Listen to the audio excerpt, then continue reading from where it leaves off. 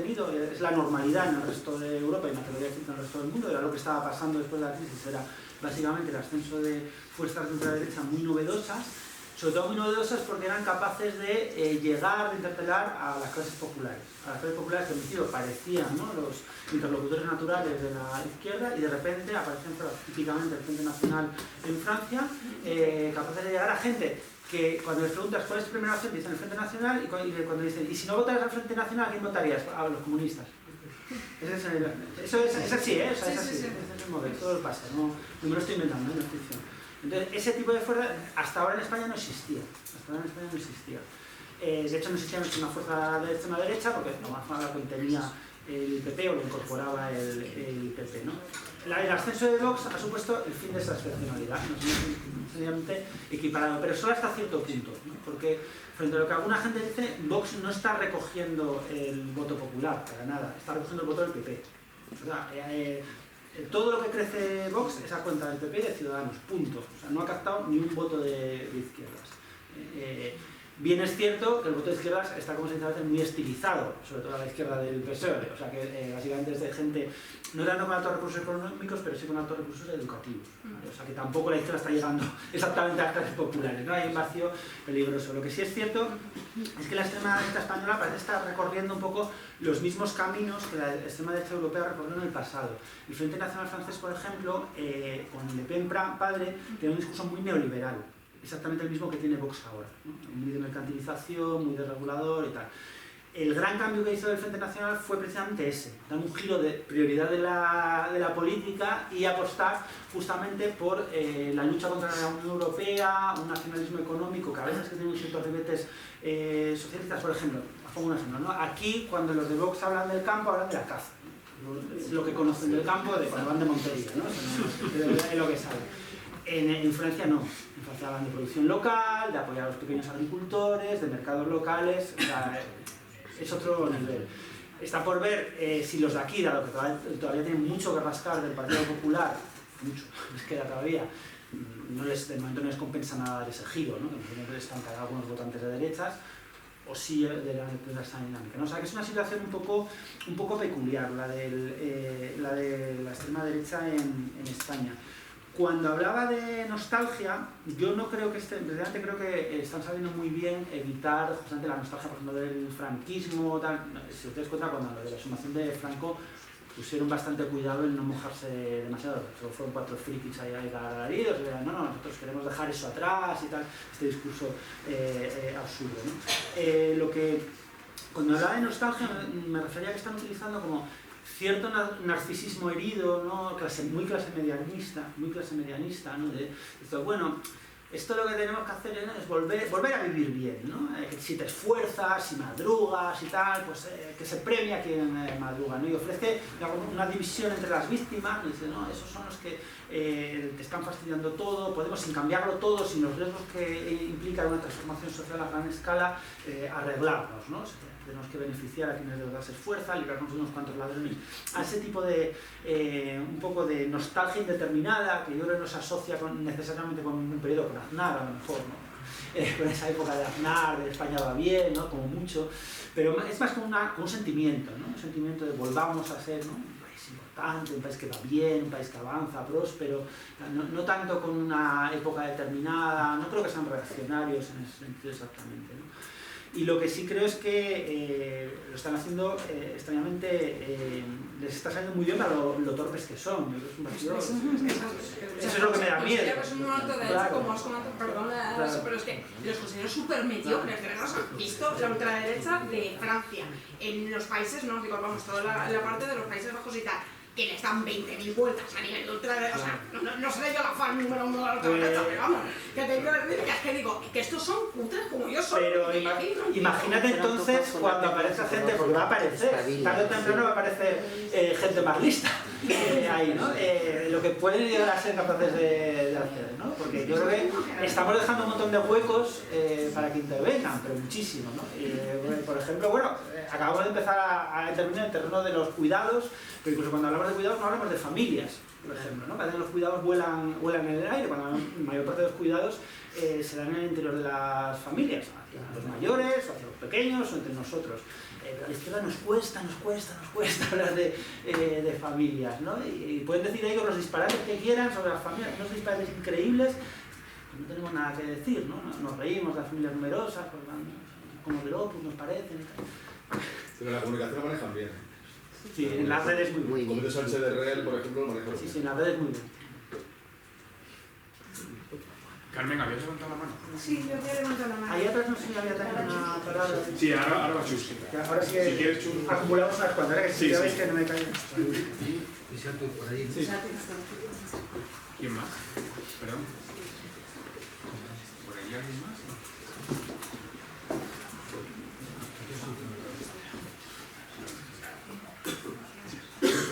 Bueno, cuando hablamos en estas charlas o en los debates, lo que subyace es, hay alternativas, la primera pregunta que hacías, ¿no? Siempre intentamos que los pensadores nos contéis cómo va a ser el futuro, porque tenemos mucho miedo, porque está en el aire este colapso y esta catástrofe que se nos avecina. Entonces buscamos una forma, queremos que nos contéis cómo se puede buscar una alternativa, ¿no? Entonces, tú has hablado, me ha parecido muy interesante, del cooperativismo y de las empresas públicas, ¿no? Y lo quería unir a lo que preguntaba Marta, lo que decía Marta, ¿cómo cambiamos la mentalidad? Yo creo que si empezamos por ahí, si fuéramos muy valientes como izquierda y hiciéramos una transformación social cooperativista que hiciera que la solidaridad y que los valores de la vida, y lo que decía también Enrique, ¿no? Que la vida, la política estuviera en el centro, eso a la larga o incluso a corto plazo podría cambiar también la mentalidad. Entonces yo creo que necesitamos pensadores muy valientes, políticos muy valientes, políticas muy valientes que se atrevan a dar ese paso y que creo que no estamos pensando con la suficiente profundidad en las alternativas, porque estamos hablando mucho de la catástrofe capitalista, pero no de cómo podemos salir. Es verdad que lo tocamos un poco de manera tangencial, pero yo os pediría que pensáis y escribierais muchísimo sobre cómo buscar una alternativa fuerte y muy bien pensada y con todas las lo que conlleva. Carmen. Bueno, pues yo, la verdad es que iba un poco en la línea de mi predecesora, pero en otro sentido. A mí hay una cosa que me preocupa y que no sé cómo luchar con él, pero que la veo y la veo cada vez más y la veo de una forma muy alarmante. Somos seres sociales y vamos cada vez más al individualismo, pero de una manera salvaje. Yo cada vez estoy más asustada. O sea, por una parte confío muchísimo en una parte de la juventud que hay, que veo que es todo lo contrario, pero por otra parte veo que una de las cosas que está haciendo el capitalismo es individualizar a la persona. Solo, y en tu piso, y en tu no sé qué, y vete al super no sé cuántos a comprar no sé qué, y no sé cuántos y no sé qué más. Las tiendas pequeñas desaparecen. Cuando desaparezcan las tiendas pequeñas, desaparece el tejido social. Eso es un problema gravísimo desde mi punto de vista. Entonces, ¿cómo podemos luchar? Porque es que yo de verdad que ya no sé cómo. O sea, porque por una parte, como decía, confío muchísimo en una pequeña parte de la juventud que está luchando y que es solidaria, y luego hay una mayoría grande, y entre ellas la juventud, e incluso los niños, que es todo lo contrario. Y entonces ese es un punto muy flaco desde mi punto de vista que tenemos. ¿Cómo podemos luchar contra eso? Porque eso es algo que se está dando. O sea, las tiendas pequeñas se están cerrando. Los grandes centros, o sea, los IKEA, los no sé qué, los no sé cuánto, pues siguen ahí y están metiéndose en los barrios. Se están metiendo en los barrios a pequeño nivel, pero eso no crea tejido social. El tejido social se destruye, y se destruye la vida humana entendida como vida, o sea, no como negocio, sino como vida. Entonces, a mí, de verdad, la insolidaridad que yo veo a un nivel galopante por el individualismo hacia el que nos llevan y en el que nosotros entramos, porque es que entramos y entran los jóvenes y entran hasta los niños, pues es algo que me preocupa muchísimo, porque posiblemente ese vaya a ser uno de los talones de Aquiles que tenemos. Entonces, ¿qué? Carmen, gracias, que es que hay muchas preguntas. Está formulada tu pregunta, creo. Vale, gracias. Sí. Intentamos ser breves, gracias, Carmen. Sato. Sí. Bueno, va a ser poco breve, digo, va a ser poco concreta, así que quiero empezar desde el principio. Hemos hablado del capitalismo y de la explotación que genera y no hemos comentado, al menos explícitamente, nada de los bancos. Entonces me surgen como muchas preguntas muy relacionadas. ¿Están las entidades financieras en la esencia del capitalismo?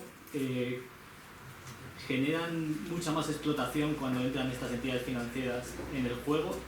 Y paralelamente, ¿cuántos de los problemas del capitalismo solucionaríamos con un banco público? Gracias. Bueno, intento ser breve, que ya sabéis que me enrollo muchísimo, perdonad. No, respecto a lo que planteabas del cambio de mentalidad, yo desde luego, yo creo que la mentalidad muchas veces se cambia a través de la práctica, de las prácticas vivenciales, mucho más que a través de leer o de pensar o de reflexionar, al menos en mi experiencia personal. Yo, esto que os contaba antes, ¿no? De que siempre me acabo juntando con gente que es igual que yo, esta especie de inercia social. Me he dado cuenta de que solo se rompe en procesos de institucionalización voluntaria o forzada, ¿no? Cuando te colocas en un entorno social, institucional, bueno, pues diferente al habitual y donde es el contexto, las normas institucionales en las que te relacionas con otras personas. Por ejemplo, en la escuela pública. Cuando llevas a tus hijos a la escuela pública, de repente conoces a un montón de gente con la que si no, no tendría relación. Y no solo la conoces, sino que además estás obligado a interaccionar, porque te llevan a cumples, porque estás en el AMPA, porque tienes que... Y te obliga a interaccionar, ¿no? O cuando, a menor escala, pues eso te pasa también en un hospital, ¿no? Cuando estás en un hospital y hablas con gente, de los enfermeros y enfermeras, los médicos y médicas, también los pacientes, ¿no? Con gente muy distinta, conoces como... Y yo creo que eso te cambia la manera de pensar. Porque se te mete en el cuerpo de alguna manera, ¿no? Es cuando, mucho más que el desear ser igual a los demás o el relacionarte, se te mete en el cuerpo. Y últimamente me interesan mucho, por ejemplo, las prácticas deportivas, porque creo que también es otro espacio que puede ser muy alienante, pero que también tiene efectos explosivos, ¿no? Y que, por ejemplo, las experiencias de deporte cooperativo son asombrosas, porque se relaciona gente muy distinta a través de las prácticas y eso cambia completamente su manera de pensar, ¿no? Y eso para mí es extraordinario, por eso... Pero también es que como ejemplo eso de la también cambia la mentalidad.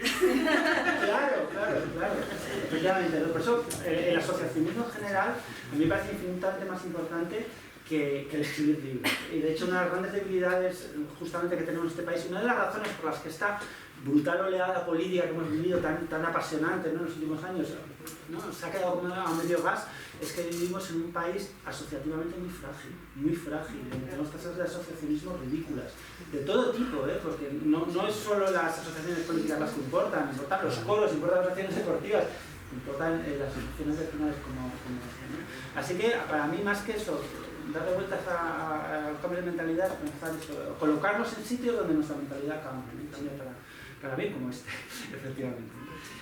Sí, en segundo lugar, efectivamente, ¿no? El individualismo, los procesos de individualización, eso sucede en el momento mismo en que se expanden los mercados, en el momento en que empiezan a mercantilizarse las relaciones, lo primero que pasa, antes que ninguna otra cosa, justamente eso que has explicado tú también, ¿no? El individualismo, se genera relaciones marcadas muy por el individualismo. Lo único bueno es que sabemos que es un proceso reversible. Y lo sabemos muy bien porque tenemos estudios, ¿no? Que demuestran, por ejemplo, que en Estados Unidos desde el año 1945 hasta principios de los años 70, cuando empieza eso que llamamos neoliberalismo, creció mucho la solidaridad, decreció el individualismo, ¿no? Y a partir de los años 70 vuelve a aumentar muchísimo. Vivimos en un país, efectivamente, donde el individualismo crece, donde sigue habiendo mucha vida familiar, pero casi lo único que hay es vida familiar, por esto que decía antes, ¿no? Hay muy poca vida asociativa, el sindicalismo pues tiene tasas de asociación ridículas, casi solo nos quedan las familias como entorno de socialización, ¿no? Y estoy de acuerdo que es uno de los procesos que tiene un impacto más fuerte en nuestra vida y que nos hace llevar malas vidas. Tengo unos compañeros que están haciendo un estudio muy interesante sobre soledad no deseada y sobre soledad no deseada entre jóvenes, porque normalmente es una idea que asociamos a la gente mayor, que vive sola, hay mucha soledad no deseada entre jóvenes. Tú eres joven, llegas a una ciudad, a un trabajo precario, no conoces a nadie y se vive muy mal hay mucho malestar vinculado a esas formas extremas de individualización forzosa, por así decirlo, no deseada. Los bancos no son la esencia del capitalismo, pero se han convertido en la esencia del capitalismo que conocemos. Que es decir, que justo de lo que hablaba al final era de los procesos de financiarización, y una de las características no más destacadas del capitalismo contemporáneo, ¿no? Porque justamente la salida a la brutal crisis de acumulación que se produjo a principios de los años 70 fue, por una parte, el acabar con los sindicatos, acabar con derrotar a los sindicatos, además fue un proceso global, ¿no? Fue pasando país tras país, primero en Inglaterra y Estados Unidos, pero en España pasó también, en el 92-93 los sindicatos fueron definitivamente derrotados, y por otro lado procesos de financiarización, ¿no? ¿Qué es lo que consiguen los procesos de financiarización? Que no son solo bancos, son mucho más complejos que los bancos, pues justamente eso, privar de poder, privar de soberanía a los parlamentos nacionales, ¿no? Hay un conjunto de relaciones económicas que no están en ningún país en concreto, ¿no?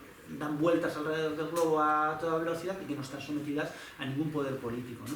Entonces, más que los bancos en sí, o no solo los bancos en sí, esos bancos con los que tenemos relación, que nos dan una hipoteca, ¿no? Son esas redes financieras globales las que caracterizan esa sí la esencia del capitalismo contemporáneo.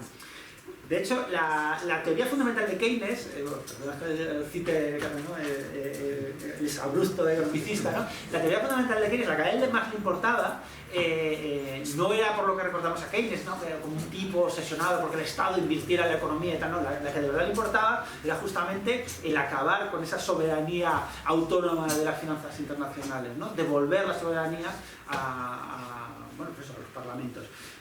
Cortando justamente ese poder de la banca en sentido amplio, no de los bancos, sino de esos poderes financieros. Yo sí creo que es seguramente la característica más importante del capitalismo contemporáneo.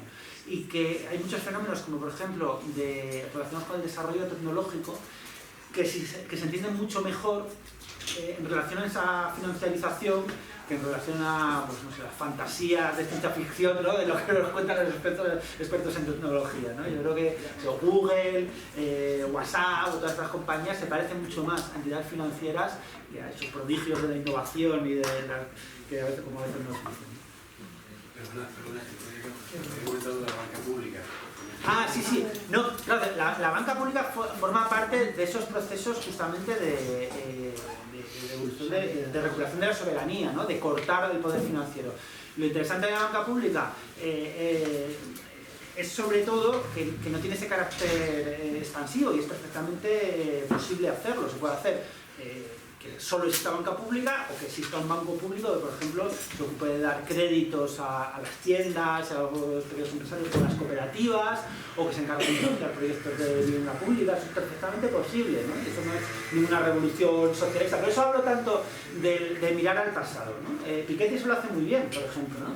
Cuenta algo relacionado con la fiscalidad, con los impuestos, lo cuenta muchas veces, que es que durante muchísimo tiempo tasas fiscales superiores al 85% y al 90% para rentas superiores a $100.000, o sea, explicado.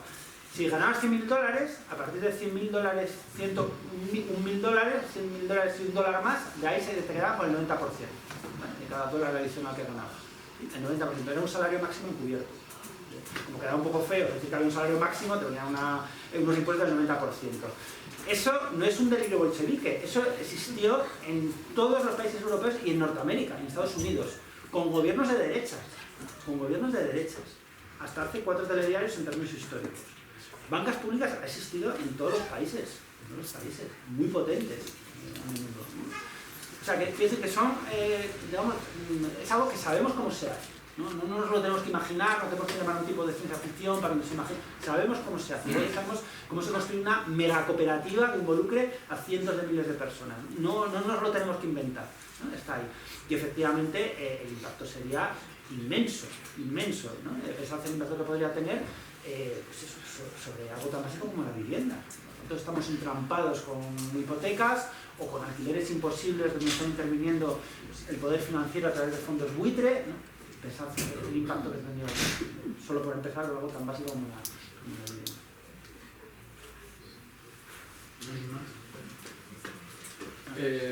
¿Qué opinas tú del análisis que hace Michel Bowens sobre que el ocaso del capitalismo ocurriría por Internet? Porque ahora mismo las empresas que trabajan en Internet, como YouTube o Skype, generan más bien valor de uso que valor de intercambio, que sería el principio capitalista. Y a tiempo que no voy a citar a Bowens, a ver, que me cae muy bien, pero un poco de relación con el acento, y hace muchísimo. Sí, digamos que Bowens es un teórico muy interesante del cooperativismo y forma parte de, digamos, de estas corrientes, ¿no? Que ven como el capitalismo contemporáneo preñado de positividad, ¿no? De semillas de cambio, de semillas positivas, ¿no? Un poco lo que plantea es, en vez de ver el capitalismo solo negatividad, solo destrucción, veamos que hay de positivo que se puede aprovechar desde una óptica emancipatoria, que es una posición muy marxista, en el fondo. Marx ha tenido muchos escritos que van en esta línea. Y justamente lo que destacaba Bowens es no solo efectivamente que se genera un montón de valor de uso, difícil de comercializar, porque muchas de estas compañías efectivamente son puramente financieras, viven puramente de la especulación, de que se supone que en algún momento darán dinero, porque es muy difícil de comercializar. O sea, pues eso, WhatsApp, Telegram, todas estas compañías, no sé si os lo habéis preguntado alguna vez, de qué si no pagamos por ellas. Pues bien de que hay inversores que creen que en algún momento darán dinero. Y eso, Google vive básicamente de los anuncios, que es otra forma también muy especulativa, ¿no? En ese sentido está muy bien visto, ¿no? Esa idea de que está ya dominando el valor de uso. Lo que pasa que a mí también me parece que eso es seguramente demasiado optimista, ¿no? O sea, lo que no importa solo si predomina el valor de uso o no, sino cómo se institucionalizan esos procesos cooperativos, ¿no? Qué tipo de normas regulan esos procesos cooperativos. Lo importante de las cooperativas, y pasa un poco como con esta asociación, ¿no? Ese tipo de interacciones que mantienen las personas implicadas en ellas. Y el tipo de cooperación que se da en YouTube, pues es un tipo de cooperación muy individualista, ¿no? No nos relacionamos por tener un proyecto común, sino por intereses episódicos. Nos junta que nos gustan los vídeos de gatos, ¿no?